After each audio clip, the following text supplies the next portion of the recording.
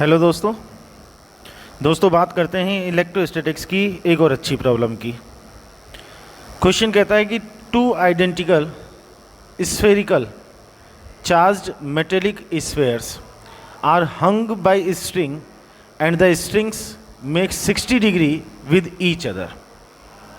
क्या मतलब हुआ क्वेश्चन का कि दो स्ट्रिंग से हमने दो एक जैसे स्फेयर्स हैं, मेटालिक स्फेयर है, दोनों को लटकाया, दोनों पर सेम चार्ज है, दोनों ने एक दूसरे पर रिपल्शन लगाया, तो दोनों स्ट्रिंग से एक दूसरे से 60 डिग्री के एंगल पर हो गई वैक्यूम में, जैसा कि हमने इस फिगर में शो किया है।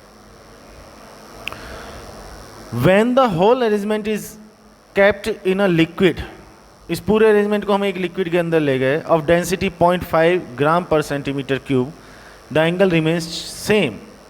हम इस पूरे अरेंजमेंट को एक लिक्विड के अंदर ले गए, लिक्विड की डेंसिटी 0.5 ग्राम पर सेंटीमीटर क्यूब है, तो एंगल सेम रहता है।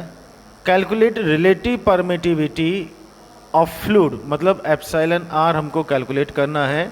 ब्रैकेट में गिवन है डेंसिटी ऑफ स्फेयर 1.5 ग्राम पर सेंटीमीटर क्यूब।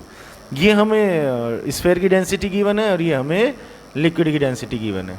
ठीक है, चलो देखें हम किस तरह से इस क्वेश्चन को सॉल्व करेंगे। पहला केस ये है और दूसरा केस ये है। पहले केस में हमने अरेंजमेंट को वैक्यूम में रखा, दूसरे केस में हम इसको लिक्विड के अंदर ले गए। पहले वैक्यूम वाले केस में अगर हम बात करें तो किसी भी एक स्फेयर पर कौन कौन से फोर्सेस हैं। लेफ्ट, जैसे राइट वाले के लिए अगर मैंने बात की तो लेफ्ट वाले से एक इलेक्ट्रोस्टैटिक फोर्स आ गया एफ राइट में, एम जी डाउनवर्ड डायरेक्शन में, स्ट्रिंग में टेंशन आ गया टी। टी को रिजॉल्व कर लिया तो ऊपर component T cos theta, left में कंपोनेंट आ गया टी साइन थीटा। इक्विलिब्रियम के लिए अगर बात करेंगे तो summation F X equals to 0 करेंगे, मतलब एक्स के अलॉन्ग नेट फोर्स को 0 करेंगे तो T sine theta equals to F E आ गया। वाई के अलॉन्ग फोर्स को 0 करेंगे तो T cos theta equals to M G आ गया। डिवाइड कर लिया तो tan theta equals to F E upon M G बना। एफ ई हमने लिखा वैक्यूम के केस में 1/4 pi epsilon not Q square upon R square upon में एम जी आ गया। थीटा की वैल्यू 30 डिग्री है, देखेंगे कोई ज़रूरत पड़ेगी तो टेन थीटा ये आ गया। जब हम इस पूरे अरेंजमेंट को लिक्विड के अंदर लेकर के चले गए तो किस किस चीज़ में चेंज आया, क्या चेंज आया, वो हमको थोड़ा सा ध्यान से समझना है।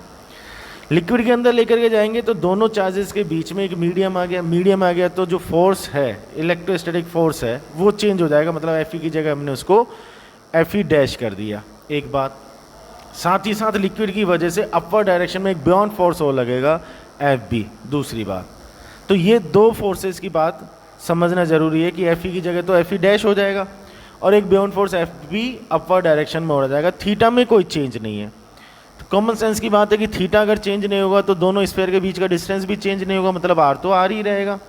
फिर यहाँ पर हमने फोर्सेस को रिजॉल्व किया, एक्स और वाई की तरफ बात की, एक्स की तरफ नेट फोर्स 0 के तो T sine theta equals to F E dash. Y की तरफ अगर बात करेंगे तो T cos theta plus F B equals to M G, मतलब T cos theta equals to M G minus F B. Divide कर ले तो टेन थीटा इक्वल्स टू ये आ गया। ठीक, अच्छी बात यह है कि यहाँ पर भी tan theta equals to something और यहाँ पर भी tan theta equals to something है, तो हमने दोनों के आरएचएस को इक्वल कर दिया। Are you getting my point? दोनों के आरएचएस को हमने इक्वल कर दिया, तो इक्वल करने के बाद में ये सिचुएशन बनी। पहला जो टेन थीटा इक्वल्स टू लिखा था उसका आरएचएस ये है, दूसरा जो टेन थीटा इक्वल्स टू लिखा था उसका आरएचएस ये है। इक्वल किया तो बहुत कुछ कैंसिल हो गया, 1/4 pi epsilon not Q square upon R square. ये हमने सॉल्व किया तो 1/mg इक्वल्स टू 1/एप्सिलॉन आर, ब्रैकेट में mg minus F B, cross multiply वगैरह किया तो epsilon R equals to mg upon mg minus F B. अब यहाँ से आगे की थोड़ी सी इंपॉर्टेंट बात और, m क्या है स्फेयर का मास, मान लो वॉल्यूम v है और स्फेयर की डेंसिटी d है, तो मास हो गया v इंटू डी साथ में g। ऐसे ही नीचे हो गया mg की जगह v D G minus beyond force किसके इक्वल होता है, जो लिक्विड डिस्प्लेस होता है उसके वेट के इक्वल। तो डिस्प्लेस लिक्विड का वॉल्यूम कितना, जितना स्फेयर का वॉल्यूम v आ गया। डिस्प्लेस लिक्विड का मास कितना, तो यहाँ लिक्विड की डेंसिटी से मल्टीप्लाई करना है, तो v रो और इनटू में g। Is that clear?